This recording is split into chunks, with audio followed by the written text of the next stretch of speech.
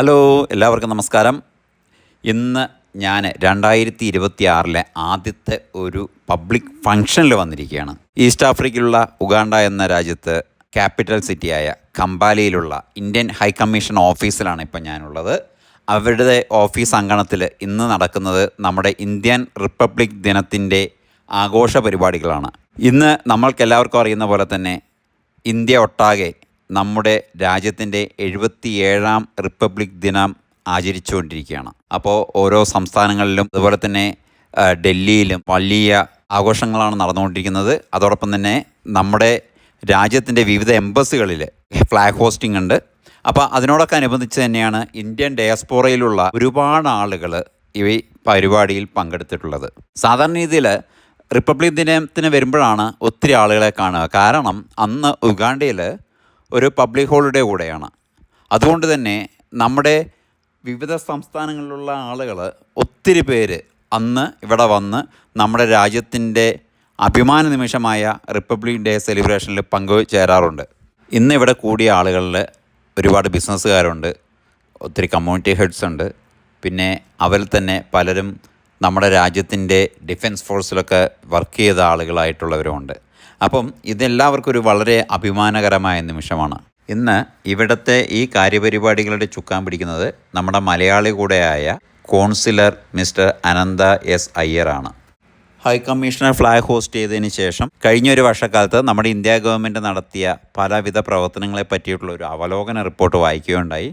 അതോടൊപ്പം തന്നെ നമ്മുടെ വിദേശത്ത് ജോലി ചെയ്യുന്ന ആളുകളുടെ, അതായത് പ്രവാസികളുടെ രജിസ്ട്രേഷൻ ചെയ്യേണ്ടുന്നതിനാവശ്യമായ ഒരു പുതിയ പോർട്ടൽ സംവിധാനം കേന്ദ്ര ഗവൺമെൻറ് കൊണ്ടുവന്നതിനെ പറ്റി പറയുകയുണ്ടായി.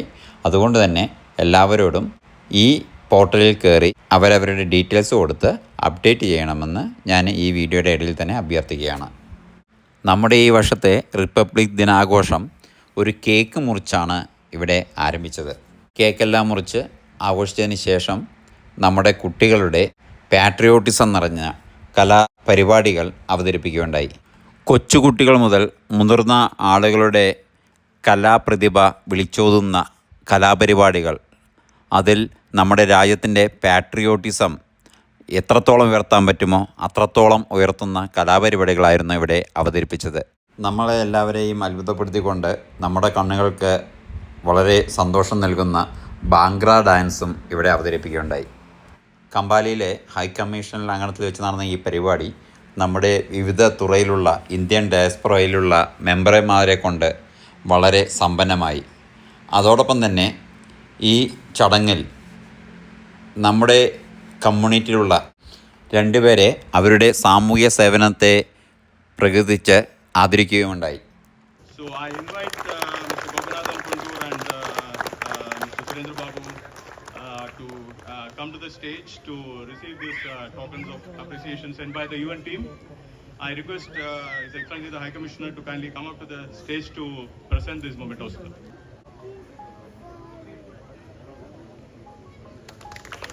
Let's put our hands together for Mr. Gopinathan.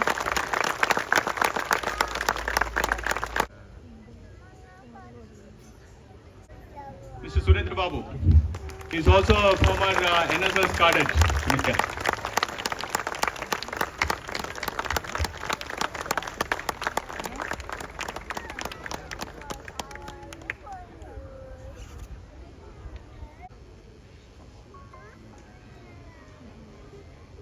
കലാപരിപാടി അവതരിപ്പിച്ച എല്ലാ കുട്ടികൾക്കും ഒരു ടോക്കൺ ഓഫ് അപ്രീസിയേഷൻ എന്നുള്ള രീതിയിൽ ഉപഹാരങ്ങളും കൂടെ നൽകിയാണ് ഹൈ കമ്മീഷനിൽ നിന്ന് എല്ലാവരും പിരിഞ്ഞത്.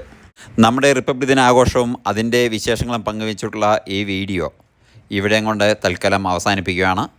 അപ്പോൾ ഇത്ര നേരം ഈ വീഡിയോ കണ്ട എല്ലാവർക്കും വളരെയധികം നന്ദി. അതോടൊപ്പം തന്നെ നിങ്ങളുടെ സപ്പോർട്ടാണ് ഞങ്ങളുടെ ഊർജം. ഇനിയും മറ്റൊരു വീഡിയോയുമായി അടുത്ത് തന്നെ വരുന്നതുവരയ്ക്കും എല്ലാവർക്കും ബൈ ബൈ.